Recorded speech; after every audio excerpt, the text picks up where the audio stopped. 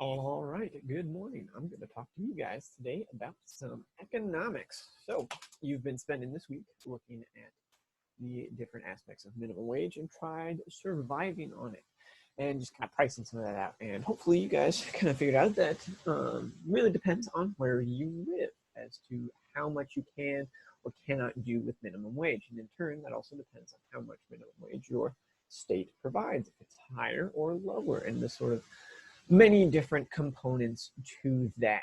And it really should have varied based off of where you decided to go. And that was kind of the important takeaway, is that it's not uniform across the United States. That said, that's also kind of problematic, right? Because you now need to decide, like, as a country, what do we want for all of us? And that should all factor into kind of your opinion of minimum wage and its role as a whole. But what I'd like to do today now is kind of introduce some of the biggest and most popular arguments that you will hear both for raising and against raising minimum wage. And for the purposes of this activity, I'm going to be focusing on the federal minimum wage, that is $7.25 an hour. Now, I know that that is much lower than pretty much every state across the country. Like, for example, here in Illinois, we're busy raising that. In California, it's much higher than that. But I still think that it is worth using that as a reference point, since that is our country's standard. Technically, all of these states do not have to be as high as they are. They could go lower if they so felt like it. And so it is important to look at that as our baseline for data. So I'll run you through what you will most commonly hear people say for why they think we should or should not raise it. And I'll kind of give you some of the evidence that people use to back that up or explain those arguments in depth. So here we go. It's economics time. So we're going to be covering 5 different arguments today. We're going to kind of pair them since I think they kind of play off one another. They present opposing sides of a similar situation. So on the side of arguments for raising minimum wage, we're going to be talking about how it's lower here in the United States than elsewhere in the world. We'll talk about how it could potentially reduce poverty, how it has not adjusted for inflation up until this point, how it would reduce the welfare burden on the federal government, as well as state governments, really, and government in general, and how it could potentially increase economic activity. And then on the flip side, we're going to talk about how it would encourage outsourcing. As reasons to not raise it, raising it would potentially encourage outsourcing. It could increase unemployment. It could be unfair to higher wage earners. It could burden small business owners. And lastly, it could increase inflation. Those last two, we're going to be looking at more in a separate lesson because, one, they're kind of the most popular ones that you hear. At least I feel that you hear. I see in the news frequently this idea that minimum wage will increase inflation. And so there's absolutely no reason to raise it because it could only possibly harm people. It's also one of these arguments that we can very clearly prove whether it is true or not. That comparison of whether it increased economic activity or whether it increased inflation, we can look directly at U.S. history to see if that's the case. Whereas a lot of these other ones, there's not a lot of evidence around them so far. So with that, we'll get right into it. So first and foremost, we've got the argument of it's lower here than elsewhere versus it would encourage outsourcing. So you start with the reason to raise minimum wage. The biggest argument here is that we're behind the times. We are one of the lower paying countries out of all Western countries. Like I said earlier, the current federal minimum wage here in the United States is $7.25 an hour, and that varies by state. And then when you compare that to other countries, we're noticeably behind on that. In France, it is 10 euros an hour, which is the equivalent of $10, almost $11 an hour. In Britain, it's 8 pounds an hour, which is the equivalent of, again, around $10 or $11 an hour. And then even in New Zealand, it is 1890 New Zealand dollars an hour, which is the equivalent of $11 an hour here in the United States. So pretty consistently, you see that the Western countries that pay more pay closer to about $11 an hour in U.S. dollars, whereas here in the United States, we're pretty far behind that on the federal curve. And this is problematic and a reason to raise it that people present because, one, it does not encourage workers to invest in America. This idea that if you can't receive a reasonable wage here in the United States, why continue to work here? Like, why wouldn't people look for jobs elsewhere? And then also there's the more moral component to this argument, which is, how can we claim to be this great country? How can we claim to have the American dream that you can make it on your own if we pay less than all of the other countries? How can we claim that America is better than Britain or France or New Zealand if we're not paying our workers or caring about our workers to the same degree that they do there? However, the flip side of this argument, the reason that we should not, is yes, it might be immoral. We're behind the times, but that's also good, because if we pay more than everywhere else, it's going to encourage outsourcing. And the logic behind this argument is that, businesses are motivated by profit margins. And by profit margin, I mean the amount of money that they make after a sale and cost. So whatever that difference is. So say you sell a water bottle for $1, but it costs 90 cents to make it, your profit margin would be 10 cents. And that's the driving factor behind businesses. They want to maximize that sale and minimize that cost of production. And the United States has had a history of outsourcing jobs already. A 2015 study showed that we had about 2 million jobs outsourced, so sent to other countries like Britain, France, or China. China's kind of the big go-to, where they're like, everything is made in China, right? And of those businesses that outsourced, when interviewed, 44% of them, so almost half of them, said that they did it for cost control, to try and reduce the amount of money they have to spend to produce a good. And one of the biggest components of that is the pay of workers. And if we were to increase our minimum wage, that in theory would only increase the amount of motivation there is to outsource, because already we're shipping jobs overseas because of costs. And now suddenly, if we increase that additional one to increase the overall cost of production because we have to pay people more, well, now they're going to be even more motivated to do so. Instead of just China, why wouldn't they look at France or Britain or New Zealand if we decide to pay more than those? Like right now, we don't go to them because it would cost more. But if that goes away, why wouldn't they?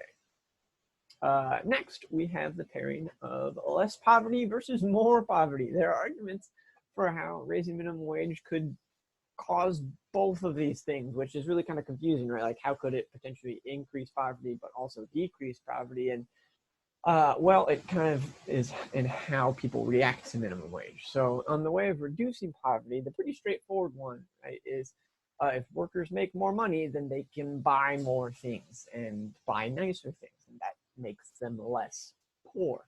For example, right now in the United States, the federal poverty line is $12,000 a year, or $12,760 a year. And what I mean by that is the federal poverty line is this reference point where this is kind of like the bare minimum that you need to just survive in the United States, to make the ends meet. So to like buy your food, pay your rent, things like that. This does not include purchasing a home. If you make less than that number, then you get government assistance, because the government has deemed you to be making less money than it is necessary to survive. Like, you cannot afford to survive off the money that you make, and so you need help from somebody else to do so.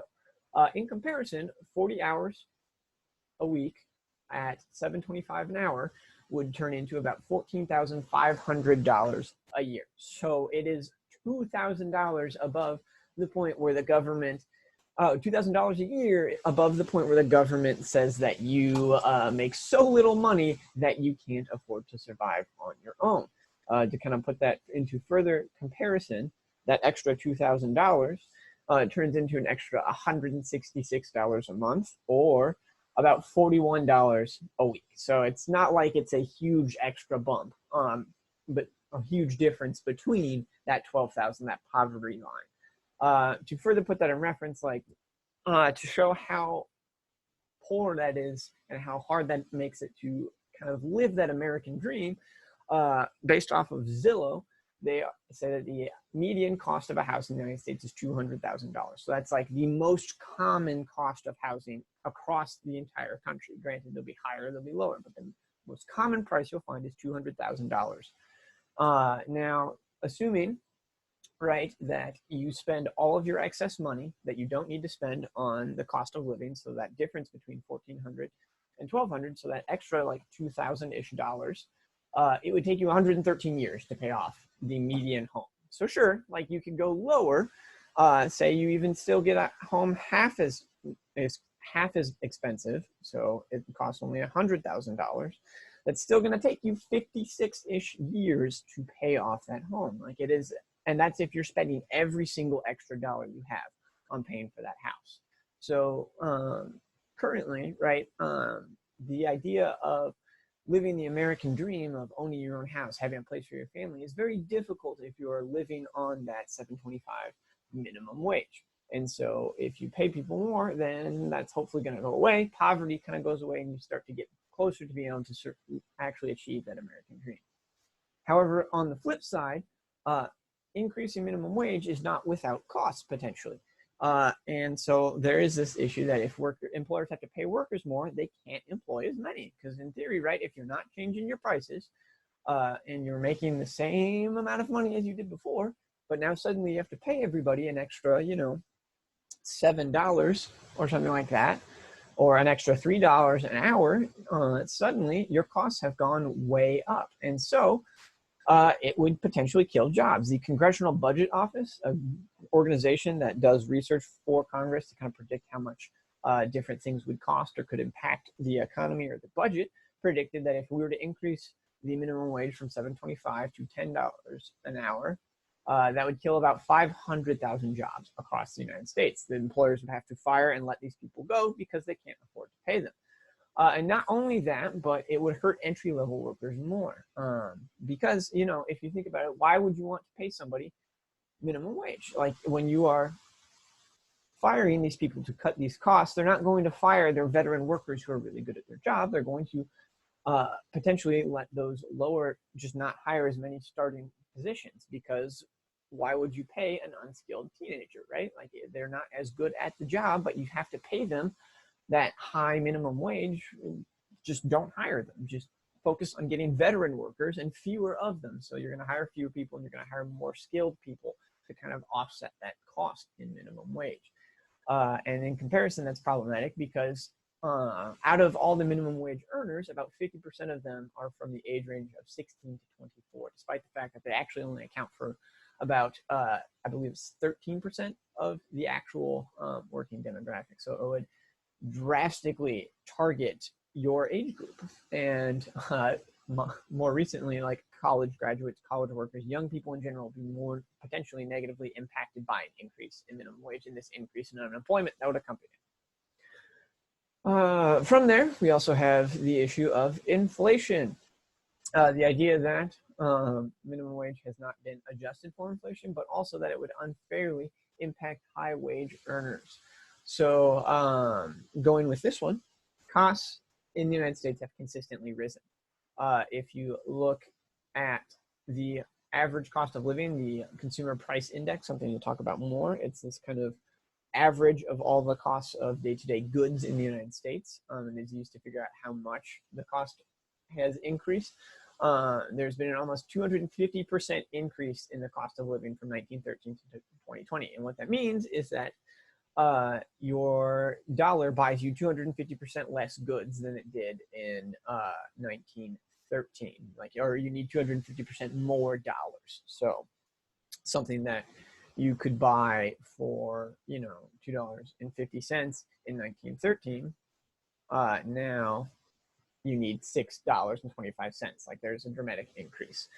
To put that in perspective, right, the highest point where it had the best purchasing power in recent history was in 1968, where $1.60 was equal to $11.80 today, and that was the minimum wage. So like the minimum wage back then was higher, well, effectively higher than the minimum wage today. You could buy more things with it. And so one of the arguments for raising minimum wage is that earned income just does not fit with current costs. We have not increased the minimum wage to account for the increase in the cost of living. And so it's not so much that it's about, trying to give people a better life, but again, trying to just make it so people's life is in line with what the average cost of living looks like today in the United States. However, that is for the lowest wage income earners, these people at the minimum wage. There's a lot of people that earn much more than the minimum wage. Like that is not everybody being paid. And so there is this concern, though, that if you do adjust for inflation, you're not adjusting for everybody, you're only adjusting for those low income earners. And so it is very unfair to the higher wage earners, because if you increase, in theory, a worker's pay, so if you decide to pay someone more than minimum wage, it is because they have skill. This is kind of core concept, right? That the more years you work, the better you are at a given task, and so you earn more money for the company, and so you in turn deserve to earn more money yourself. However, minimum wage kind of messes with that whole situation, right? Because if the bottom line becomes $10 or $15, what happens to the people that were already earning that much? So let's say, right, minimum wage right now is $7.25 an hour. And so there are people earning $7.25 an hour. However, there are other people who might also be earning $12 or $15 an hour because of their time that they've put in and how long they have been an employee there. What happens now if we increase that minimum and say, okay, now those people that were earning $7.25, they're also going to earn $15 an hour. You have two options, right? Either you have to raise the income of those higher earners, so someone who was earning $15 now needs to earn, like, say, $20 an hour. But the problem with it is it's cost prohibitive, because as we already discussed, there's this argument that it costs more to pay minimum wage workers more, but now it costs even more still if you have to pay the people who are making more money even more money. And so the other option, right, is that you keep higher earners at the same level. You just don't increase their pay, and you say, well, sorry, you're just making minimum wage now. But that's unfair, because it punishes dedication. You are effectively saying that all the time and effort that you have put into this job isn't worth it. And so there's that argument against raising minimum wage. It would be unfair to the people who are already making above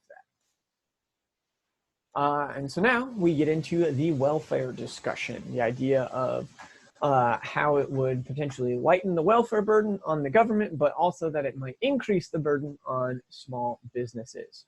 So looking at how it would reduce the welfare burden, just last year, it is estimated that about $1.03 trillion were spent on welfare in the United States. And this is across the federal and state and local governments. So like Illinois, United States, California, all of them combined spent $1 trillion on providing welfare, handing out money to people who are so poor that they cannot afford to live on their own, or can't afford any normal costs. And so this can come in a variety of forms, whether it is like an unemployment check, or if you've heard of SNAPs or link cards. Here in Illinois, the link card is very common, or it's used to buy food. It is effectively food stamps. All of that has a cost attached to it, and that is covered with welfare dollars. And so one of the arguments for raising minimum wage is that if low-income workers earn more, then they become less dependent on the welfare system, and that means that now, potentially, this $1 trillion or these billions of dollars can be put towards other uses. They can be put towards education or fixing our roads, because Illinois refuses to do that.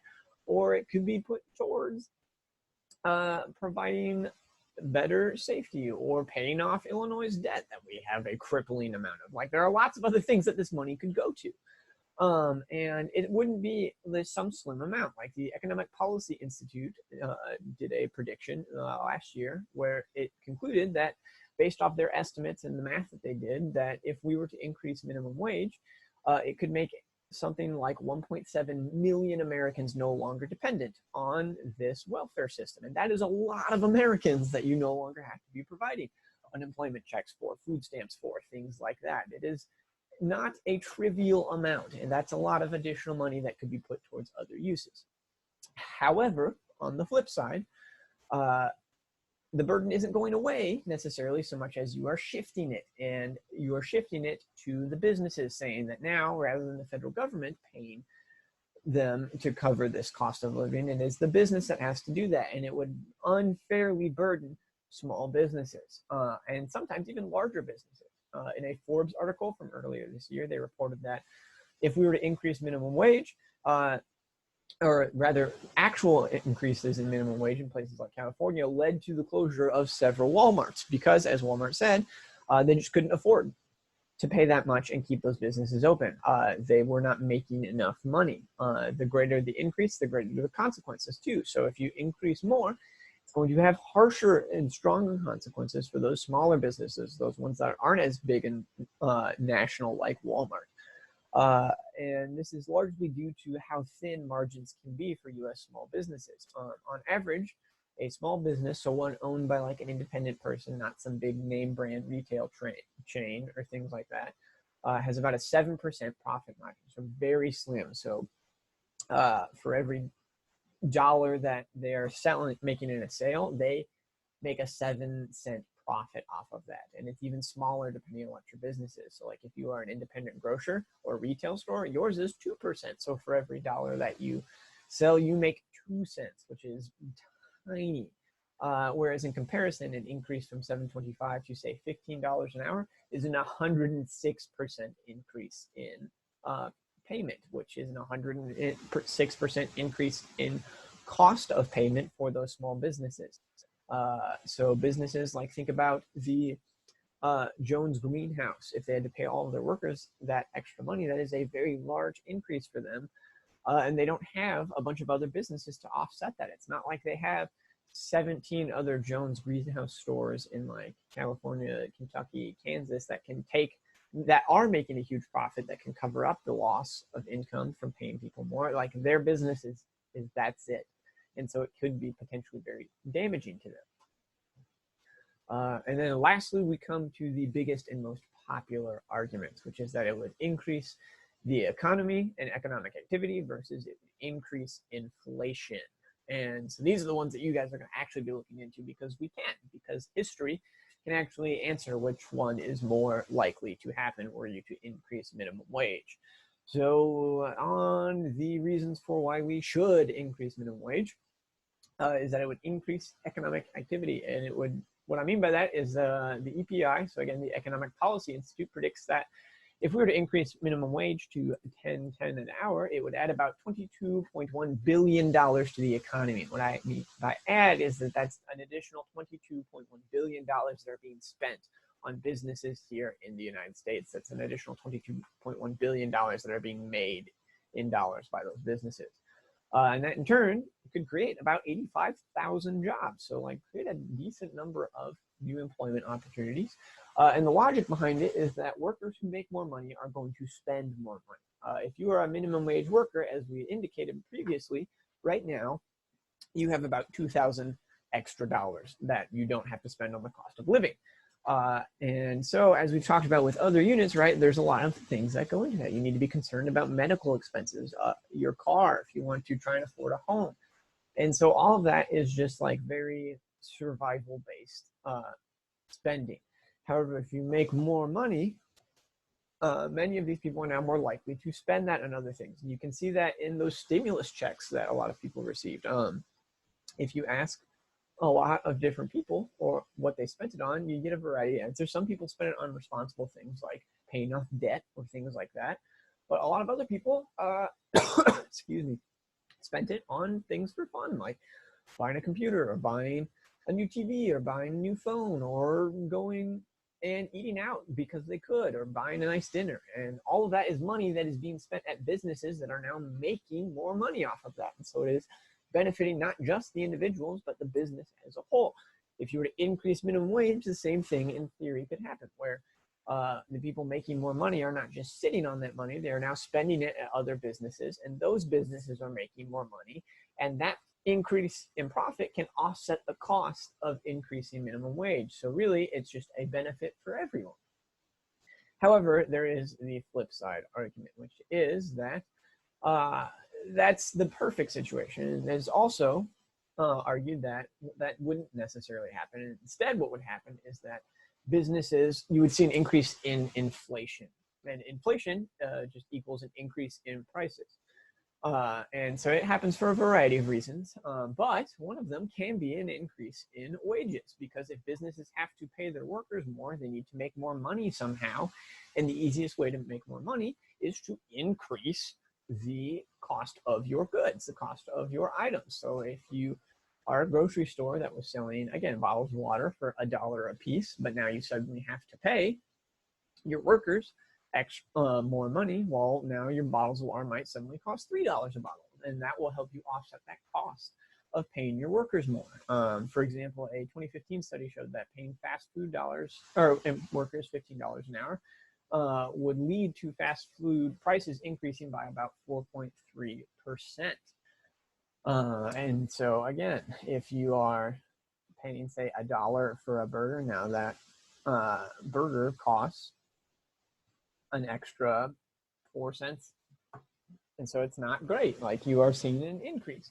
And the biggest problem with this is that an increase in inflation doesn't just equalize things. So if suddenly goods cost more because minimum wage workers are earning more, nothing changes for them, but it has a very negative consequence for anyone who's earning more than them, because that increase in goods, they did not see an increase in income. So now suddenly they are paying more in goods, but aren't making any more money. And so in the worst case scenario, everything would stay the same for minimum wage earners, but it would get worse for everybody else. And so that's kind of like the worst case scenario of this argument, the idea that increasing minimum wage would increase inflation. And so those are kind of the different arguments that you see for and against. It's up to you to decide which ones you think are the most likely to happen. However, this last debate of whether it would increase economic spending or increase inflation, you're going to answer tomorrow with your assignment. You're going to look at history and you're going to see it.